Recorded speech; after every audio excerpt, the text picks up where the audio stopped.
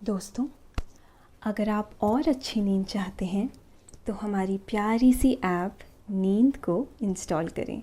इस ऐप पर आपको एक्सक्लूसिव स्लीप स्टोरीज़ मिलेंगी और आप बिना यूट्यूब प्रीमियम के भी इन स्टोरीज़ को बैकग्राउंड में सुन सकेंगे। इंस्टॉल करने के लिए आप हमारी वेबसाइट नींद.ऐप पर ज़रूर आइए और अच्छी कहानियाँ, स्लीप म्यूज़िक, कुछ टिप्स सुनने के लिए इस चैनल को सब्सक्राइब कीजिए। नमस्कार, मैं हूं लोकेश और आज मैं प्रस्तुत करता हूं आकाश कौशिक द्वारा लिखी हुई एक खूबसूरत स्लीप स्टोरी, रतन टाटा और भारत। ये कहानी आपको ऐसे सफर पर ले जाएगी जहां आप टाटा समूह की महानता का दर्शन करेंगे। रतन टाटा का अब तक का जीवन बहुत ही दिलचस्प रहा है। तो क्या आप इस दिलचस्पी भरे जीवन के बारे में बहुत कुछ जानना चाहते हैं? तो आइए, आज हम लेकर आए हैं आपके लिए रतन टाटा का संपूर्ण जीवन, कुछ ऐसी अनकही और अनसुनी बातें जो आपके जीवन को एक नया मोड़, एक नई दिशा दिखाएंगी। आखिर में कौन सी दूरदृष्टि थी जिसकी सहायता से रतन टाटा बेकार पड़े बिजनेस में भी जान डाल देती थी? उनके इस दूरदृष्टि के पीछे का राज क्या था? क्या आप Tata nano the people's car के पीछे छुपे हुए उस बेहतरीन दिमाग को जानना चाहते हैं जिसके कारण आज भारत में इतना कुछ संभव हो पाया है, जिसने भारत को एक ग्लोबल बिजनेस बना दिया है?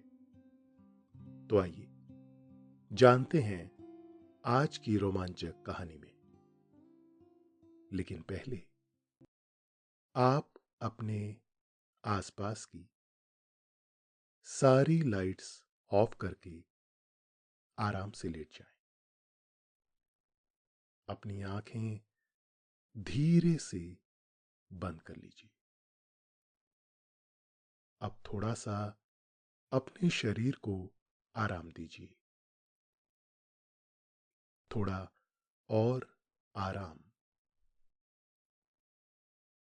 अपने शरीर को बिल्कुल ढीला छोड़ दीजिए।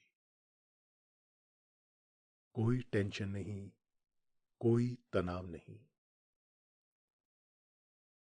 अपने दिमाग में चल रहे सभी विचारों को, चिंताओं को त्याग दें। एक शांति सी महसूस करें।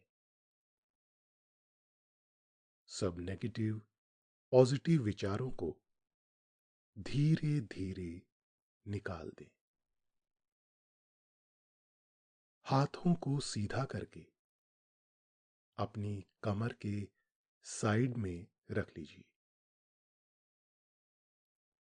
अपनी सांस पर ध्यान लगाएं। इसको धीमे या तेज नहीं करना है। बस ध्यान देना है कि कैसे वो आपके अंदर प्रवेश कर रही है और कैसे वो वापस आपके गले और नाक के माध्यम से वापस निकल रही है। आपका मन शांत, एकदम शांत होता जा रहा है। आप बहुत अच्छा महसूस कर रहे हैं। खुद को काफी हल्का फील कर रहे हैं। सब तरफ शांति है, सुकून है, खामोशी है। रतन टाटा उन चंद लोगों में से एक हैं जो अपने फायदे से पहले जनता के भले के बारे में सोचते हैं और उसी सोच को अपने मन में कायम करके बिजनेस करते हैं। उन्होंने अपने हर प्रोडक्ट में इस बात का ध्यान रखा है कि उससे जनता का कुछ ना कुछ फायदा हो। उनकी दूरगामी सोच के कारण ही भारत की जनता आज उन्हें इतना प्यार करती है कि उनको महान लोगों की श्रेणी में लाकर खड़ा कर दिया है। बिजनेस तो सभी करते हैं, पैसा तो सभी कमाते हैं, लेकिन देश के लिए पैसा कमाना और देश की भलाई के कामों में अपनी जिंदगी को न्यौछावर कर देना, ये तो कोई टाटा परिवार से सीखी। कहते हैं जमशेदजी टाटा ने अपने पूरे जीवन में सबसे ज्यादा धनराशि दान की थी। उन्होंने अपने पूरे जीवन में तकरीबन 102 बिलियन डॉलर दान किए थे, जो आज के हिसाब से बहुत ज्यादा है। आज से पहले इस पूरे विश्व के किसी भी इंसान ने इतना पैसा अपने पूरे जीवन में दान नहीं किया है। वो एक महादानी शख्स थे जिन्होंने टाटा नाम के इस बहुत बड़े अंपायर को खड़ा कर दिया और साथ साथ भारत को ऐसी आर्थिक मजबूती दी जो उस समय आजादी के बाद बहुत ज्यादा जरूरी थी। जमशेदजी टाटा की उसी सोच को आगे लेकर गए JRD टाटा और फिर उनकी सोच को आगे बढ़ाने का बीड़ा उठाया रतन टाटा ने, जो उनके आखिरी वंशज थे। हालांकि रतन टाटा का टाटा समूह से कोई खून का रिश्ता नहीं है। वो दरअसल रतनजी टाटा यानी कि उनके पिता द्वारा गोद लिए गए हैं। उनके पिता का नाम रतनजी टाटा था। जमशेदजी टाटा ने टाटा समूह की नींव 1870 में रखी थी और तकरीबन 100 साल बाद रतन टाटा ने उस समूह की नींव अपने हाथ में संभाली और चेयरमैन पद स्वीकार किया। इसी के साथ उन्होंने कुछ कंपनियों के उस समूह टाटा को, जिसका वर्चस्व भारत में हर तरफ था, उसे वैश्विक स्तर पर पहचान दिलाई और पूरी दुनिया में अपना लोहा मनवाया। आज रतन टाटा को भारत ही नहीं बल्कि पूरे विश्व के सबसे बड़े समाजसेवी और बहुत बड़े निवेशक के रूप में गिना जाता है। जब हमारा देश आजाद हो रहा था, उस समय रतन टाटा बहुत छोटे थे, तकरीबन 10 साल उनकी उम्र थी। तब वो हमारे देश की सभी समस्याओं को अपनी आंखों से देख पा रहे थे और उसे महसूस कर पा रहे थे। तब से ही वो मन ही मन अपने देश को आजाद कराने और देश के लिए कुछ करने के सपने देख रहे थे। उनके दिमाग में हजारों ख्याल थे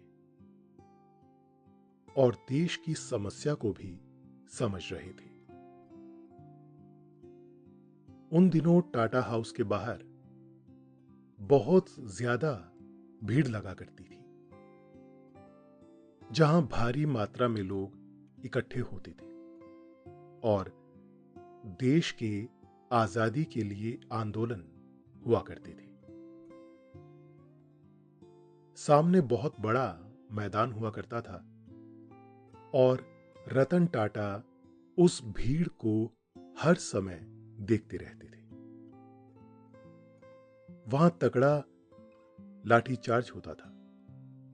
ज्यादातर लाठीचार्ज पुलिस और मिलिट्री के द्वारा होता था। कई बार वहां इतनी भीड़ इकट्ठी हो जाती थी कि संभालना मुश्किल हो जाता था। उस समय पुलिस की गाड़ियां और मोटरसाइकिल इधर उधर पड़ी रहती थी। उन मोटरसाइकिल के पेट्रोल टैंक में 10 साल के रतन टाटा चीनी डाल देते थे ताकि वो कुछ दूर जाकर अपने आप बंद हो जाए। उनके अंदर भारत को आजाद कराने का एक जज्बा था और वो उसमें अपना योगदान देना चाहते थे। लोगों के लिए उनकी सोच बहुत बुलंद थी। कहते हैं ना कि पेड़ को जिस तरफ मोड़ दो वो उसी तरफ आगे बढ़ने लगता है और वैसी ही शक्ल ले लेता है। मतलब आप बच्चे को जैसे संस्कार देते हैं वो वैसे ही संस्कारों को आधारशिला बनाकर अपना पूरा जीवन बिताता है। रतन टाटा अपनी दादी नवाजबाई टाटा के बहुत नजदीक थी, जो उस समय की पहली लेडी डायरेक्टर थी और वो भी टाटा समूह के अंदर। उनका रतन टाटा पर बहुत अधिक और बहुत गहरा प्रभाव पड़ा था। उनके माता पिता और दादी के दिए संस्कारों की वजह से ही आज उनके अंदर लोगों के प्रति इतनी ज्यादा भावना है कि वो अपना सर्वस्व लगाकर भी लोगों के लिए कुछ अच्छा कर देना चाहते हैं। उनकी दादी ने उन्हें सिखाया कि बड़प्पन में कुछ नहीं रखा। तुम्हारे पास जो भी है उसे तुम्हें लोगों को दिखाना नहीं चाहिए, बल्कि उससे लोगों की मदद करनी चाहिए। तुम किसी के काम आ सको, इससे बेहतर कुछ नहीं हो सकता। इसीलिए रतन टाटा बचपन से ही चकाचौंध, स्टारडम, लाइमलाइट से हमेशा दूर रहने वाले आदमी थे। दादी ने उन्हें सिखाया था कि जीवन में चाहे कैसी भी परेशानी आ जाए, कैसे भी हालात पैदा हो जाए, बड़प्पन रखकर हमेशा उनका सामना करना है और आगे बढ़ना है। समस्या नहीं बल्कि उसके समाधान के बारे में सोचना है। चाहे कुछ भी हो जाए, रतन टाटा कभी भी एक अमीर इंसान कहलाना नहीं चाहते थे। ना ही वो चाहते थे उन्हें कोई शाही रुतबा मिले। एक सादा सिंपल जीवन व्यतीत करना चाहते थे और इसकी झलक उनके पहनावे और उनके व्यक्तित्व में आज भी झलकती है। सब कुछ होते हुए भी साधारण बने रहना कोई रतन टाटा से सीख सकता है। वो इसकी जीती जागती मिसाल है जो लाखों को प्रभावित करती हैं और करती रहेंगी। उनकी जीवन शैली भारत के सबसे बड़े उद्योगपति की जीवन शैली से बिल्कुल मेल नहीं खाती। वो हमेशा अलग थलग और सुकून में अपनी जिंदगी व्यतीत करने वाले इंसान रहे हैं। उन्हें अपने कुत्तों से बहुत अधिक लगाव है। उन्हें जानवर बहुत अधिक प्रिय हैं। वे उनके साथ समय बिताना बहुत पसंद करते हैं। एक बार की बात है, इंग्लैंड में रतन टाटा को एक बहुत बड़ा सम्मान दिया जा रहा था, जो किसी भी उद्योगपति के लिए एक सबसे बड़ा सम्मान था, खासकर एक भारतीय उद्योगपति के लिए। और वो सम्मान उन्हें इंग्लैंड के राजकुमार प्रिंस चार्ल्स के हाथों दिया जाना था। परंतु जब रतन टाटा ने जाने से मना कर दिया, तो उनसे इस बात का कारण पूछा गया। प्रिंस चार्ल्स ने अपने एक आदमी से रतन टाटा को फोन करने के लिए कहा कि वो क्यों नहीं आ रहे हैं। तो रतन टाटा ने कहा कि मैं अवार्ड रिसीव करने नहीं आ सकता, क्योंकि मेरे कुत्ते की तबीयत बहुत खराब है। रतन टाटा के पास 2 कुत्ते हैं, जिनका नाम टैंगो और टीटो है। रतन टाटा के मुंह से ऐसी बात सुनकर प्रिंस चार्ल्स को बहुत अधिक आश्चर्य हुआ। तब उन्होंने रतन टाटा की तारीफ करते हुए कहा कि he is the man. Ratan Tata बहुत सुलझे हुए व्यक्ति हैं। वो जानते हैं कि उनके लिए क्या अधिक महत्वपूर्ण है। इसलिए उन्होंने अपने कुत्ते के लिए प्रिंस चार्ल्स द्वारा दिए जाने वाला इंग्लैंड का इतना बड़ा सम्मान, life time achievement award for philanthropy, छोड़ दिया। ऐसा करना किसी एक साधारण इंसान के लिए बिल्कुल भी संभव नहीं है। रतन टाटा को भारत के दूसरे सबसे बड़े सम्मान पद्म विभूषण से नवाजा जा चुका है। ये किसी भी भारतीय नागरिक के लिए एक बहुत बड़ा सम्मान है।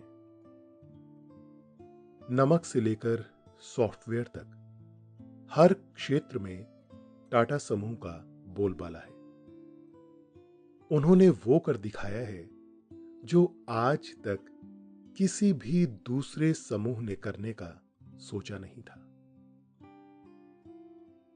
रतन टाटा को अपने टाटा समूह में सबसे पहले छोटे से छोटा काम दिया गया, ताकि उनकी प्रतिभा को पहचाना जा सके। ऐसा नहीं था कि उन्हें टाटा शब्द का फायदा मिलता और उन्हें शुरुआत में ही कोई बड़ा पद दिया जाता। जेआरडी टाटा इस बात को लेकर बहुत सख्त थे कि उनका अपना परिवार हो या कोई और, काबिलियत के अनुसार ही उसे पद दिया जाना चाहिए। 6 महीने तक रतन टाटा ने जी तोड़ मेहनत की और काम की बारीकियों को समझा। उस दौरान उन्हें बहुत अच्छे बुरे अनुभव भी हुए। वो वर्कर्स के साथ उनके कमरे में सोया करते थे, उनकी बारीकियों को समझते थे, उनकी जीवन शैली को समझते थे। उनके लिए ये एक बहुत बड़ा लर्निंग एक्सपीरियंस था। उन्होंने देखा कि काम काफी अस्त व्यस्त चल रहा था। वहां पर किसी तरीके की कोई स्ट्रेटजी या प्लान फॉलो नहीं होता था। मटेरियल कई सारी स्टेशन से होकर गुजरता था, परंतु काम में उतनी तेजी नहीं थी। जो कमियां उन्हें दिखाई दी, उन पर उन्होंने बहुत अधिक सुधार किया और काम को बेहतर से बेहतर बनाकर दिखाया। ये उनकी प्रतिभा की एक अद्भुत मिसाल थी। रतन टाटा उन 6 महीनों को अपने जीवन का सबसे कीमती समय मानते हैं, क्योंकि वो कहते हैं कि उस वर्कशॉप में काम करते हुए मैं बगल में उसी आदमी के साथ खड़ा रहता था जो एक मामूली वर्कर था, जिससे मुझे अपने मामूलीपन का एहसास होता था, जो मुझे काम को समझने और उसे बेहतर ढंग से करने में ज्यादा मदद करता था। एक अनुभव उनकी जिंदगी का ऐसा भी है जिसने उनके जीवन को एक नई दिशा में मोड़ दिया। जब मौत से उनका सामना लगभग होने ही वाला था।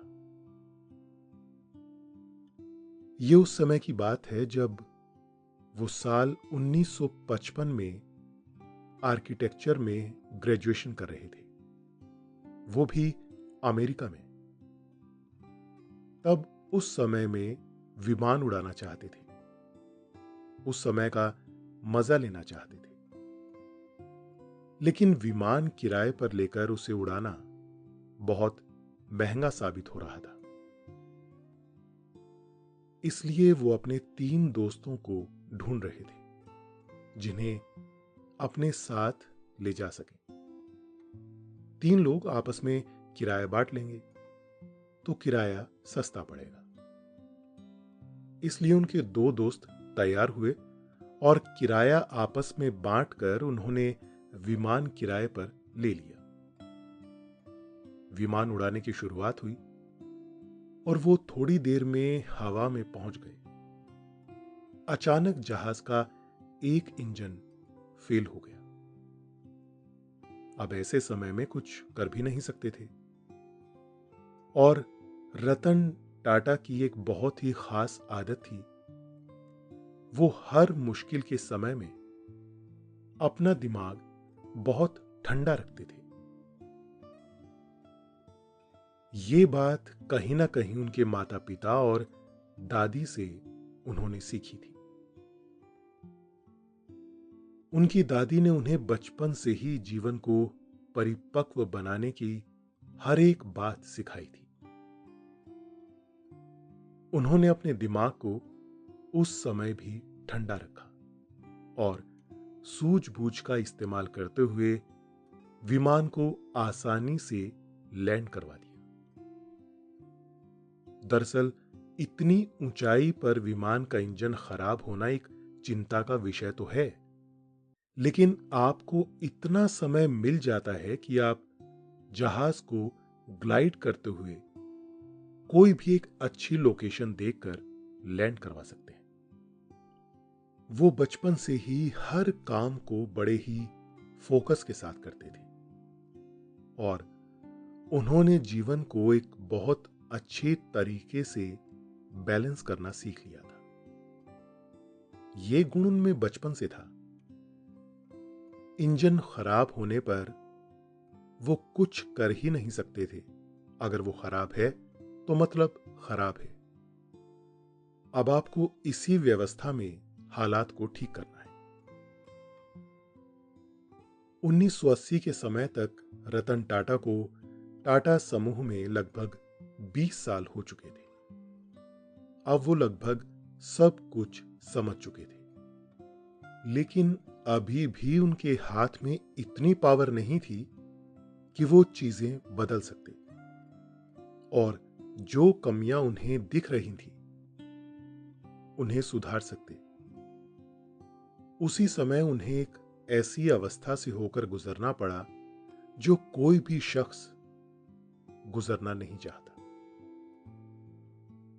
उस समय उनकी मां की तबीयत बहुत अधिक खराब हो गई, जो न्यूयॉर्क के एक अस्पताल में भर्ती थी।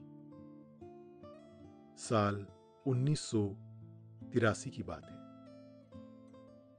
वो अपनी मां से मिलने के लिए अस्पताल गए और जब भी समय मिलता वहां सोफे पर बैठकर मां के बगल में उनकी देखभाल करते हुए खाली समय का भी भरपूर इस्तेमाल करते और डायरी में कुछ ना कुछ लिखते रहते, कुछ ना कुछ सुधार की बातें जो वो टाटा समूह में करना चाहते थे। वो बहुत ही स्ट्रेटजी पसंद इंसान थे।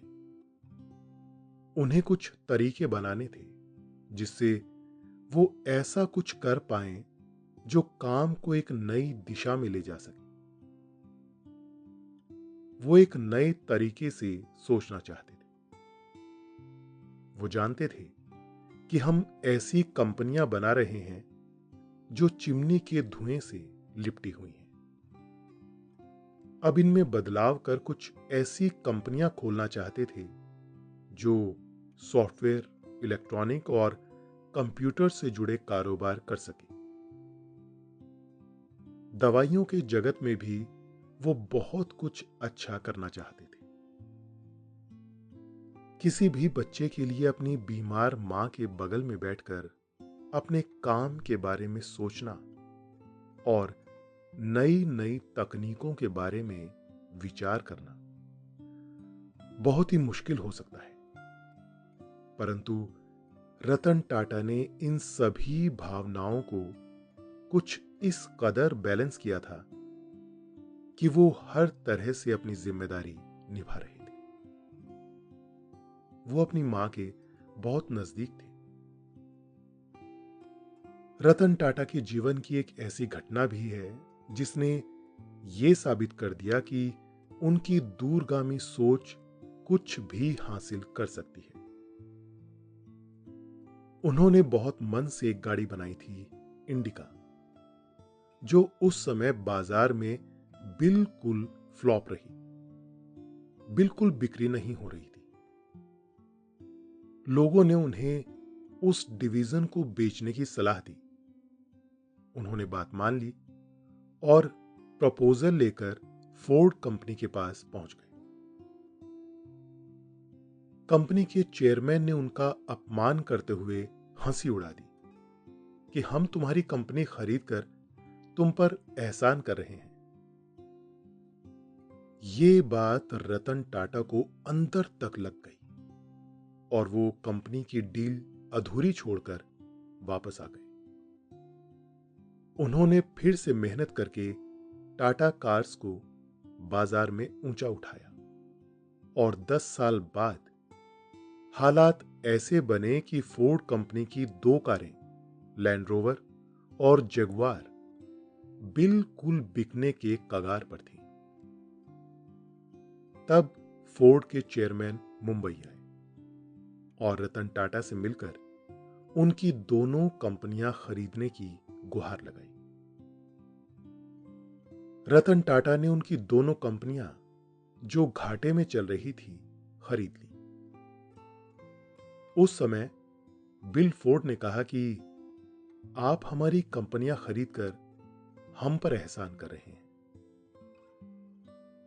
शब्दों ने ऐसी करवट ली कि हालात ने सब कुछ बयां कर दिया। कुछ सालों की मेहनत के बाद रतन टाटा ने अपनी बुद्धि और जुनून के बल पर लैंड रोवर और जगुआर दोनों को कामयाब कर दिखाया। तो कुछ ऐसा करिश्मा था हमारे प्यारे रतन टाटा सर का, जो आज भी उसी जोश और जुनून के साथ बिना थके, बिना रुके लगातार आगे बढ़ रहे हैं। तो दोस्तों, ये थी आज की कहानी रतन टाटा और भारत। आशा है आपको आज की ये कहानी अच्छी लगी होगी। आपने ये कहानी सुनी, आपको अच्छा लग रहा है और समय हो गया है आपके सोने का। अब आप धीरे धीरे नींद की ओर बढ़ते जा रहे हैं और नींद आपको अपने आगोश में समाती जा रही है, समाती जा रही है। शुभ रात्रि। दोस्तों, अब से आप आपकी मनचाही दादी और नानी की कहानियों से प्यारी नींद की कहानियां सिर्फ और सिर्फ नींद ऐप पर ही सुन पाएंगे। तो इसी तरह हमारे साथ कहानियों के जरिए जुड़े रहने के लिए आपकी अपनी नींद ऐप इंस्टॉल करें।